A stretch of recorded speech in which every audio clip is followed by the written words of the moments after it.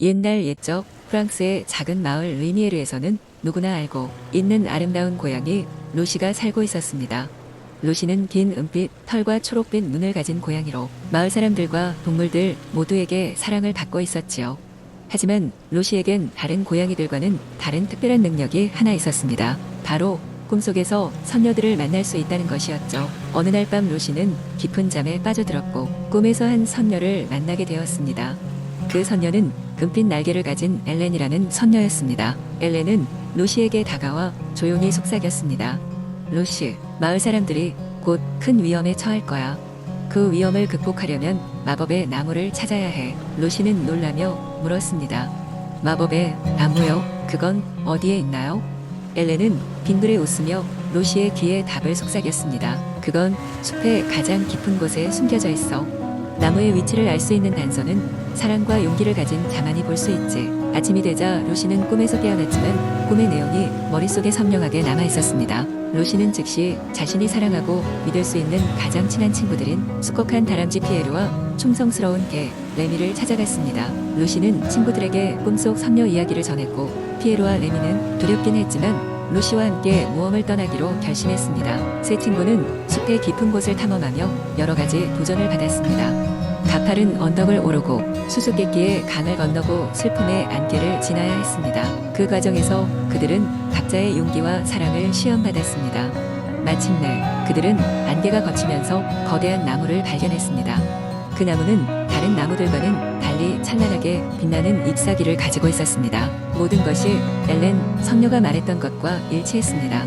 나무 앞에 서자마자 나무는 환한 빛을 내며 주변을 비추기 시작했고 그 순간 마을 사람들에게 닥칠 위험이 마법처럼 사라져버렸습니다. 루시와 친구들은 마을로 돌아와 이 놀라운 이야기와 그들의 모험을 사람들과 나누었습니다. 모든 사람은 루시의 용기와 그들의 우정을 찬양했습니다.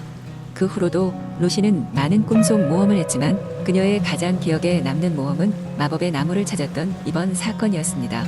이렇게 루시와 피에르, 레미는 계속해서 마을을 지키며 행복한 나날을 보냈습니다. 리미에르 마을은 그들의 우정과 용기의 상징이 되었으며 오늘날에도 그 이야기는 아이들 사이에서 전해지고 있습니다. 두 번째 이야기, 옛날 옛적 프랑스의 푸른 들판 너머 고요한 마을에 한 명당신의 마법사 베르나르가 살고 있었습니다. 베르나르는 자연의 힘을 이용하여 사람들에게 다정하게 도움을 주는 것으로 유명했습니다. 하지만 마을 끝에 있는 깊은 숲에는 아무도 들어가고 싶어 하지 않는 미스터리한 동굴이 있었습니다.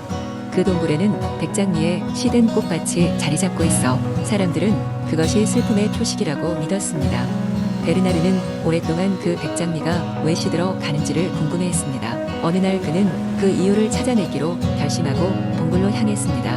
몸을 낮게 하고 동굴의 어둠 속으로 들어가니 그곳에는 온갖 환상적인 생명체들이 베르나르를 지켜보고 있었습니다. 그는 이곳이 어떤 신비로운 힘을 가지고 있다는 것을 깨달았지만 구체적으로 알 수 없었습니다. 밤이 지나자 베르나르는 아름다운 여인의 꿈을 꾸었습니다. 그 여인은 바로 백장미의 정령이었으며 부활 초기의 혼란과 마법적 비밀이 미스터리의 열쇠라고 그에게 속삭였습니다. 그러나 그녀의 목소리는 희미하게 사라지며 악한 마법사가 이 꽃밭의 저주를 걸었다고만 말해줬습니다. 그 여인은 베르나르에게 이 저주를 풀기 위해서는 정화의 무린 에플리시아를 찾아 그 꽃밭에 뿌리면 된다고 알려주었습니다.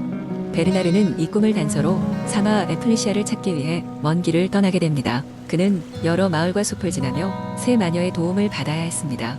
그러나 그 마녀들은 단순한 대가로는 움직이지 않았습니다. 따라서 베르나르는 그들에게 자신의 지혜를 나누었고 그들은 그에게 여러 번의 시험을 주어야만 에플리시아를 손에 넣을 수 있었죠. 첫 번째 시험은 불의 예언자와의 만남이었습니다. 불의 예언자는 미래를 미리 감지할 수 있었으나 그는 항상 암흑 속에 살아가고 있었습니다. 베르나르는 자신의 따뜻한 빛으로 그에게 잠시 빛을 보여주었고 그 대가로 예언자는 베르나르에게 첫 번째 힌트를 남겼습니다. 두 번째 시험은 물과 대화하는 것이었습니다. 넓은 강가에서 그는 물의 영혼을 만나게 되었습니다. 그녀는 인간의 욕심에 의해 희생된 자연의 일부였기 때문에 신뢰하지 않았습니다. 그러나 베르나르의 진실된 마음을 알고 있던 그녀는 다시 그의 손에 힘을 주기로 하고 두 번째 힌트를 주었습니다. 마지막 시험은 바람의 여왕과의 대면이었습니다. 여왕은 쉽게 아무에게나 도움을 주지 않았지만 베르나르가 그의 마음을 여왕에게 열어 모든 약속과 다짐을 지키겠다고 한순간 그녀는 베르나르에게 세 번째 힌트를 주었습니다. 이 모든 시험을 통과하고 베르나르는 마침내 에플리시아의 장소인 신성한 산에 도달했습니다. 절벽 끝에서 눈부신 빛을 발산하는 놀라운 분수대가 있었고 그것이 바로 백장미를 되살릴 수 있는 에플리시아였습니다. 베르나르는 한숨을 돌리고 분수를 안아드는 만큼의 작은 병에 단기의 깊숙이 그 물을 퍼담았습니다. 동굴로 돌아오는 길에 베르나르는 그의 뒤를 쫓는 악한 마법사의 환영을 보았지만 흔들리지 않았습니다. 그가 성공적으로 도착했을 때 시든 백장미들에게 에플리시아의 몇 방울을 뿌리니 마법처럼 활짝 피어난 백장미 꽃같은 마을 전체를 환하게 밝혔습니다. 정령은 그를 환영하며 감사의 말을 남겼고 그의 마법은 더욱 강력해졌습니다. 이후로 백장미의 저주는 풀렸고 그 동굴과 꽃같은 마을 사람들에게 평화로운 피난처가 되었습니다. 베르나르는 마을의 전설적인 수호자가 되었으며 그의 모험은 오랜 세월 동안 전해져 내려오게 되었습니다. 그의 용기와 헌신은 사람들의 마음속에 길이 남았으며 백장미는 다시는 시들지 않았습니다. 이렇게 베르나르의 용기와 지혜로 인해 마을에는 더 이상의 저주가 존재하지 않게 되었답니다. 세 번째 이야기. 옛날 옛적 프랑스의 작은 마을에 한 가난한 방앗간 주인이 살고 있었습니다. 그는 죽기 전에 세 아들에게 자신의 재산을 나눠주었습니다. 첫째 아들은 방앗간을, 둘째 아들은 노새를, 막내 아들은 고양이 한 마리를 받았습니다. 막내 아들은 실망했지만 고양이는 특별했습니다. 그것은 신발을 신는 고양이였습니다. 장화시는 고양이는 말할 수 있었고 무엇보다도 영리했습니다. 고양이는 주인인 막내 아들을 위로하며 그를 부자로 만들어주겠다고 약속했습니다. 고양이는 장화를 신고 성을 나서더니 숲에서 토끼 한 마리를 잡았습니다. 그리고 그 토끼를 현명하게도 왕에게 선물로 바쳤습니다. 전하, 고양이가 말했습니다.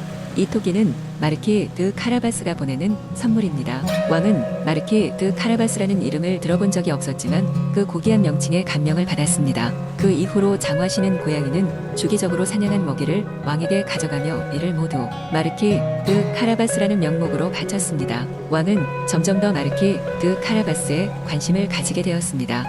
어느 날 고양이는 그의 주인에게 명령했습니다. 주인님, 오늘은 강에서 목욕을 즐기세요. 모든 것을 제가 준비하겠습니다. 주인이 강에 들어갔을 때 고양이는 그의 옷을 숨겨두고는 왕의 마차가 지나갈 때 소리쳤습니다. 도와주세요. 마르키 드 카라바스님이 강에서 옷을 도둑 맞았어요. 왕은 그 소리를 듣고 즉시 자기 신하들에게 명령하여 마르키 드 카라바스를 그의 마차에 모셔오라고 했습니다. 왕의 마차가 막내 아들을 데리고 가는 동안 고양이는 앞서가며 길목에 있는 농부들에게 마르키 드 카라바스에게 충성한다고 말하도록 했습니다. 고양이는 지혜를 발휘하여 길목의 모든 사람에게 똑같이 말하게 했고 왕은 이를 듣고 마르키 드 카라바스의 부와 영향력에 깊은 인상을 받았습니다. 고양이는 결국에도 한 악랄하지만 부유한 마법사의 성에 도착했습니다. 고양이는 마법사를 깨어 호랑이와 사자로 변신하도록 하고 그를 몰아내어 그 성을 자신의 주인인 마르키 드 카라바스에게 넘겨주도록 했습니다. 왕은 그 성에 도착했을 때 마르키 드 카라바스의 성대한 영토와 아름다운 성을 보고 그의 딸인 공주와 결혼시켰습니다. 결국 막내 아들은 고양이의 지혜 덕분에 부유해지고 행복한 삶을 살게 되었습니다. 네 번째 이야기. 옛날 옛적 바람의 신이 다스리는 신비로운 왕국이 있었습니다. 이 왕국은 얼핏 보기엔 평범해 보였지만 사실은 바람이 불어오는 방향에 따라 모든 것이 다르게 움직이는 마법이 걸려 있었습니다. 바람이 북쪽에서 불어오면 장미밭이 만발했고 동쪽에서 바람이 불면 시냇물이 소리를 내며 기분 좋게 흐르곤 했습니다. 이 왕국에는 마리라는 어린 소녀가 살았습니다. 마리는 정원에서 장미를 가장 좋아했지만 왕국의 법에 따라 마음대로 장미를 따는 것은 금지되어 있었습니다. 사람들이 장미를 아끼고 보호했기 때문에 장미는 모두가 소중히 여기는 보물이었습니다. 어느 날 마리는 왕국의 가장 큰 장미밭 앞에서 바람의 소리를 들으며 멍하니 서 있었습니다. 그녀는 건너편으로 금빛 날개를 가진 나비가 날아가는 것을 보았습니다. 그 나비를 따라가던 마리는 자신도 모르게 숲속 깊숙한 곳으로 들어가게 되었습니다. 그곳에는 젊은 남자가 기다리고 있었습니다. 안녕. 나는 이곳의 수호자야. 너와 같은 평범한 사람이 여기까지 들어온 것은 처음이야. 라고 말하며 그는 미소를 지었습니다. 마리는 그에게 이름을 물었지만 그는 대답 대신 손을 내밀었습니다. 나는 바람의 친구이고 모든 것을 지켜주는 역할을 하고 있어. 날 따라오면 진짜 마법을 보여줄게. 마리는 호기심에 사로잡혀 그를 따라갔습니다. 그들은 왕국 가장 높은 언덕 위로 올라갔고 그곳에서 바람의 힘을 볼 수 있었습니다. 바람이 장미들에게 속삭이는 동안 순식간에 장미는 빛을 내면서 아름다운 황금색으로 변했습니다. 수호자는 마리에게 이렇게 말했습니다. 장미를 소중히 여긴다면 그 보답으로 언젠가 장미들도 너에게 중요한 것을 보여줄 거야. 그리고 너는 이 왕국에서 가장 아름답고 소중한 일이 무엇인지를 깨닫게 될 거고. 마리는 감사한 마음과 함께 장미들을 더욱 아끼기로 결심했습니다. 이후로 마리를 만난 사람들은 그녀가 무엇인가 특별한 것을 알고 있는 듯이 변화한 것을 알게 되었습니다. 마리는 그날 이후 바람과 장미를 소중히 여기며 마을 사람들에게 그 비밀의 일부를 알려주었습니다. 그녀는 단순히 아름다운 장미를 보는 것 그 이상으로 자연과 조화를 이루는 힘을 깨달아 갔습니다. 그래서 모두가 서로를 아끼고 자연을 존중하며 살게 되었습니다. 왕국은 비록 작은 곳이었지만 그 안에서 패러다임적인 변화가 일어난 것입니다. 결국 마리의 이야기는 오랜 세월이 흐른 뒤에도 전해졌으며 바람과 장미가 함께 춤을 추던 그날의 마법은 영원히 이어졌습니다. 그렇게 바람과 장미의 왕국은 사람들의 가슴 속에 영원히 자리 잡았습니다.